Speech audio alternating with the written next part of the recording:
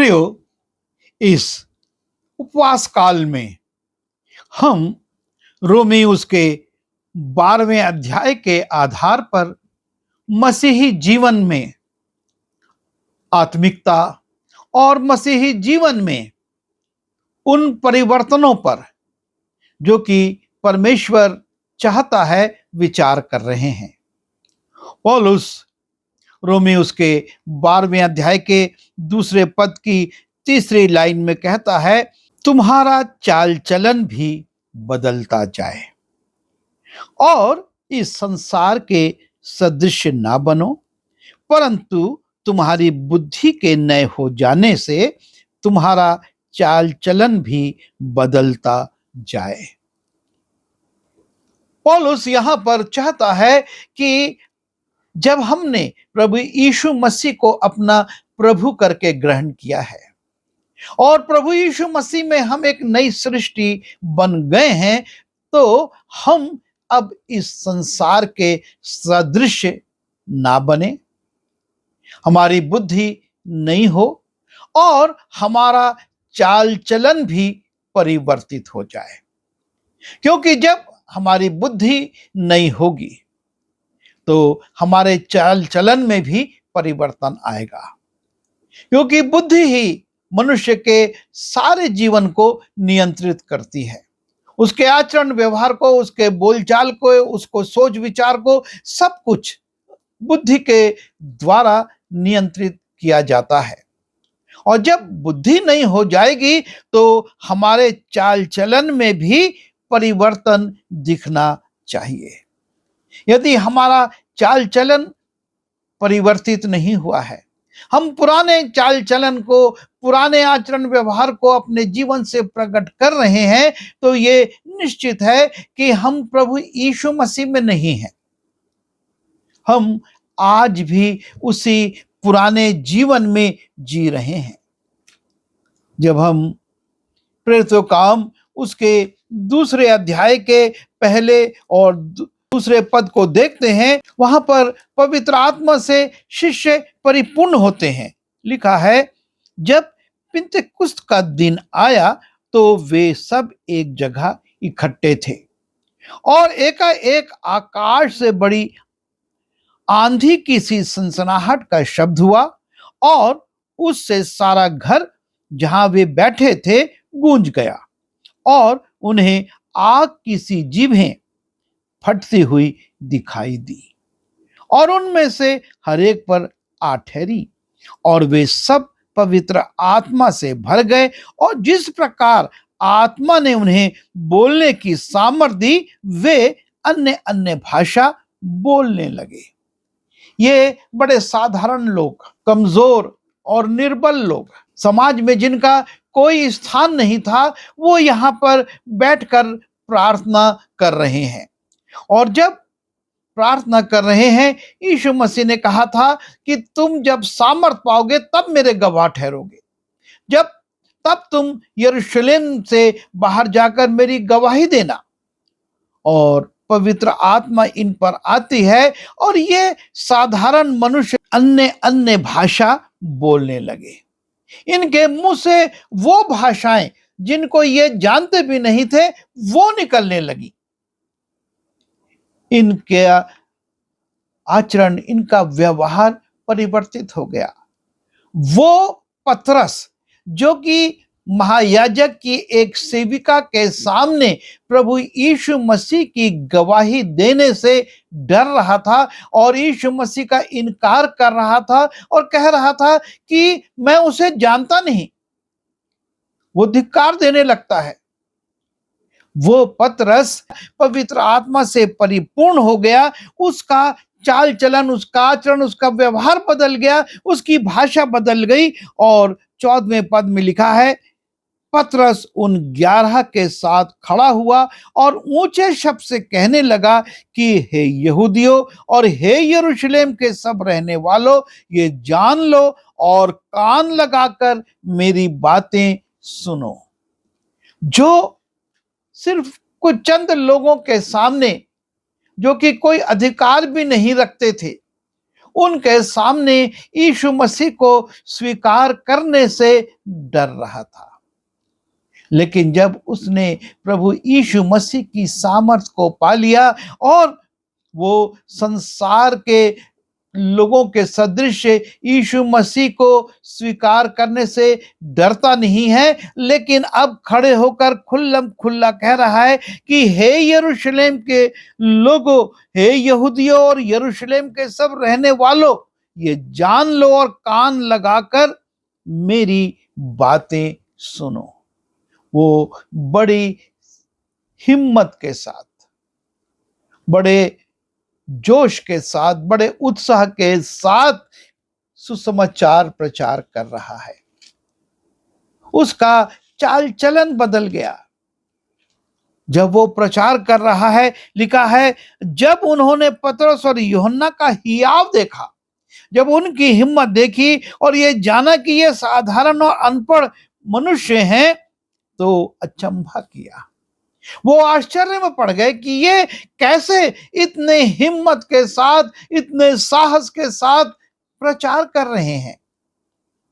ये साधारण लोग हैं, ये साधारण मछुआरे थे जिनकी भाषा भी शायद गंवई हो, लेकिन वो उन लोगों की भाषा में, उन लोगों को जो बात समझ में आ सके, उन लोगों की भाषा में प्रचार कर रहे हैं और बड़े साहस के साथ कह रहे हैं। तब उन्होंने पहचाना कि ये यीशु के साथ रहे हैं। जो प्रभु यीशु मसीह में है वो नई सृष्टि है। पुरानी बातें बीत गई, डर की बातें बीत गई और अब सब बातें बदल चुकी हैं, परिवर्तित हो चुकी हैं और वो प्रभु यीशु मसीह की साक्षी बड़े साहस के साथ दे रहे हैं। अब वो डर नहीं रहे हैं, भयभीत नहीं हो रहे हैं कि ये हमको पकड़ लेंगे, ये हमको धमकाएंगे, लेकिन बड़े साहस के साथ कह रहे हैं। उनका सारा चाल चलन बदल गया क्योंकि उनकी बुद्धि नई हो गई, वो पवित्र आत्मा से परिपूर्ण हो गई। वो पवित्र आत्मा से परिपूर्ण होकर नई बुद्धि के साथ अब यीशु मसीह का प्रचार कर रहे हैं, लोगों को बता रहे हैं। ये है जब हम यीशु मसीह को ग्रहण कर लेते हैं, सिर्फ औपचारिक रूप से नहीं, संसारिक रीति विधि से नहीं, लेकिन जब सचमुच प्रभु यीशु मसीह हमारे अंदर आ जाता है, जैसा कि इन शिष्यों के साथ हुआ, पवित्र आत्मा से भरकर अब ये यरूशलेम में खड़े होकर ऊंचे शब्द से कह रहे हैं कि हे यरूशलेम के लोगों, हे यहूदियों, हमारी सुनो। और वो सुसमाचार प्रचार करते हैं। फिर तो काम उसके 9वें अध्याय में जाते हैं और वहां पर हम पौलुस के विषय में देखते हैं। पौलुस जो कि कलीसिया को सताता था, जो कि अपनी मानवीय बुद्धि से मसीही विश्वास को गलत समझता था और उसके विरुद्ध में काम करता था। और लिखा है कि वो वहां के अधिकारियों से फरमान लेकर, उन अधिकारियों से अनुमति लेकर दमिश्क जा रहा है कि वहां से भी जो यीशु मसीह पर विश्वास करते हैं उनको पकड़कर यरूशलेम लाकर दंडित करे। जब स्तफनुस का वध किया जा रहा था, उसको पत्थरवाह किया जा रहा था, वो उस वध में सहमत था और पत्थरवाह करने वालों के वस्त्रों की रखवाली कर रहा था। ऐसा मनुष्य के लिए लिखा है। और शाऊल जो अब तक प्रभु के चेलों को धमकाने और घात करने की धुन में था, महायाजक के पास गया और उससे दमिश्क की आराधनालयों के नाम पर इस अभिप्राय की चिट्ठियां मांगी कि क्या पुरुष क्या स्त्री जिन्हें वो इस पंथ पर पाए, अर्थात यीशु मसीह पर विश्वास करने वाला पाए, उन्हें बांधकर यरूशलेम में ले आए। परंतु चलते चलते जब वो दमिश्क के निकट पहुंचा तो एकाएक आकाश से उसके चारों ओर ज्योति चमकी और वो भूमि पर गिर पड़ा और यह शब्द सुना कि हे शाऊल, तू मुझे क्यों सताता है? उसने पूछा, हे प्रभु, तू कौन है? उसने कहा, मैं यीशु हूं जिसे तू सताता है। और यहां पर उसकी मुलाकात यीशु मसीह से होती है। और जब यीशु मसीह से उसकी मुलाकात होती है, उसकी बुद्धि नई हो जाती है और वो पूरी तरह से परिवर्तित हो जाता है। उसका चाल चलन बदल जाता है और वो जो कि यीशु मसीह के लोगों को सताता था, 20वें पद में लिखा है, और वो तुरंत आराधनालय में यीशु का प्रचार करने लगा।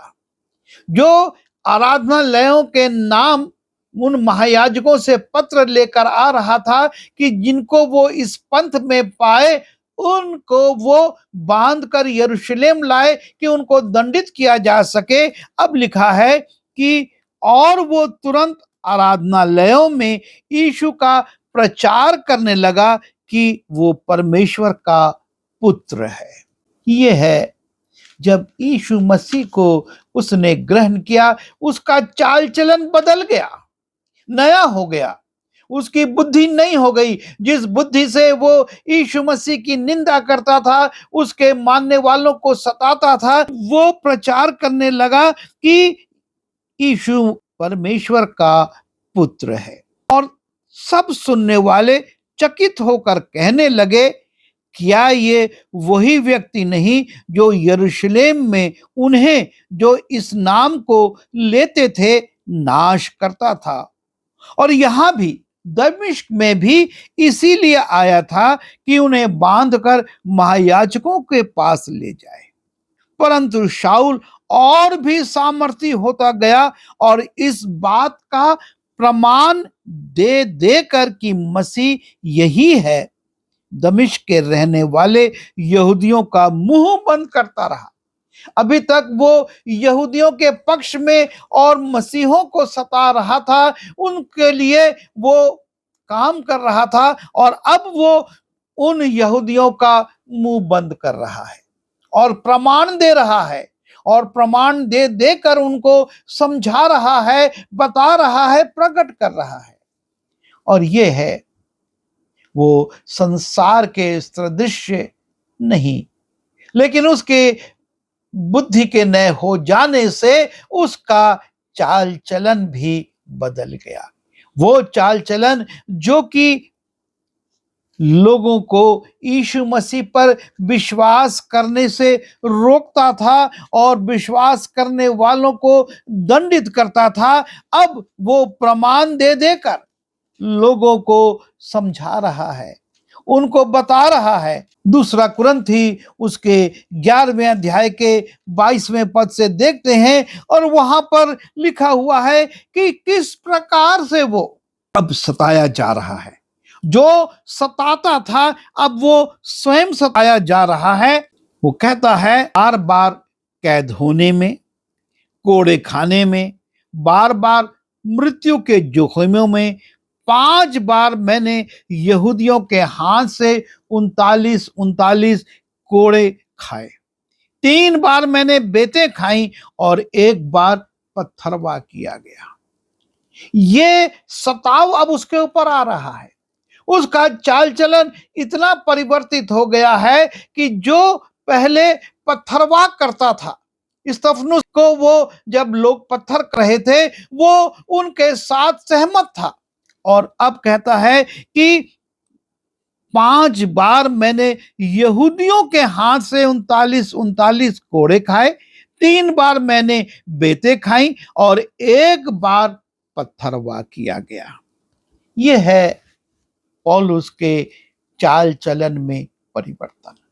परमेश्वर यही चाहता है कि हमने जब प्रभु यीशु मसीह को अपना प्रभु करके ग्रहण किया है, जब हम उसमें नई सृष्टि बन गए हैं, हमारी बुद्धि नहीं हो और हमारा चाल चलन परिवर्तित हो।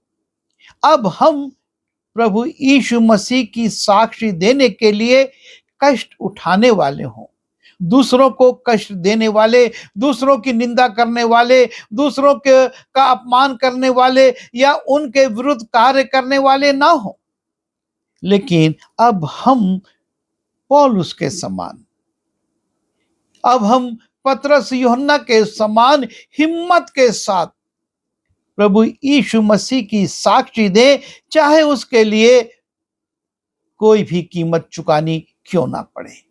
हमको अपने चाल चलन को, जब हमारी बुद्धि नहीं हो गई है और हमने प्रभु यीशु मसीह को अपने उद्धारकर्ता के रूप में ग्रहण कर लिया है, हमारे चाल चलन में परिवर्तन होना है। और इसीलिए पौलुस कहता है फिलिप्पी उसके 2 अध्याय के 6वें पद में कि जैसा मसीह यीशु का स्वभाव था वैसा ही तुम्हारा भी स्वभाव हो। प्रभु यीशु मसीह के स्वभाव के अनुरूप, उसके चाल चलन के अनुरूप, उसके आचरण व्यवहार के अनुरूप आपको और मुझको बनना है।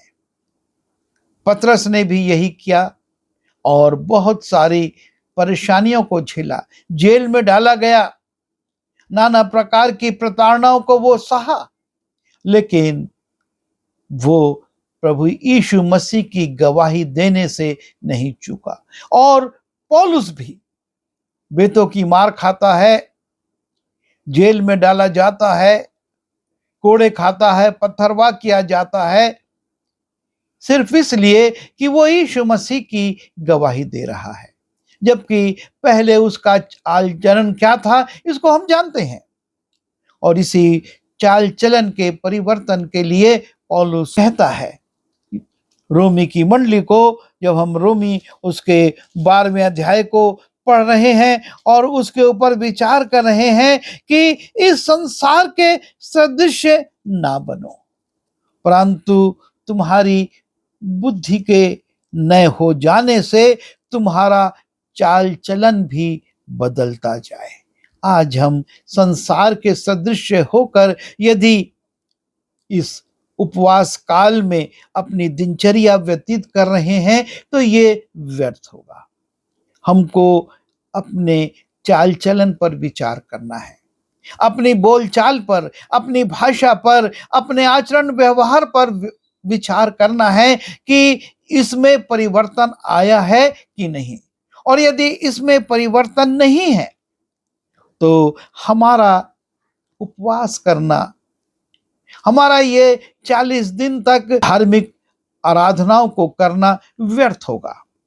पर हम संसार के सदृश ना बने, हमारी बुद्धि नहीं हो और हम यीशु मसीह की सी चाल चलें, उसके अनुरूप अपना व्यवहार करें, उसकी भाषा को हम स्वीकार करें, नम्रता के साथ, प्रेम के साथ, तरस के साथ संसार में कार्य करें, इससे परमेश्वर प्रसन्न होगा। आइए प्रार्थना करें।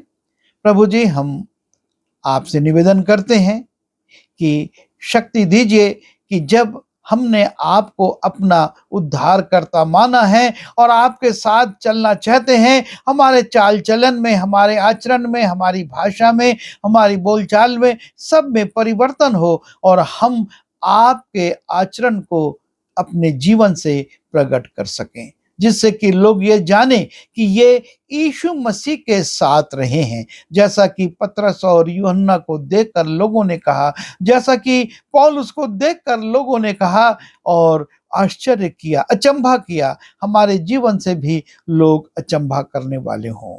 विनती यीशु के नाम से मांगता हूँ, आमीन।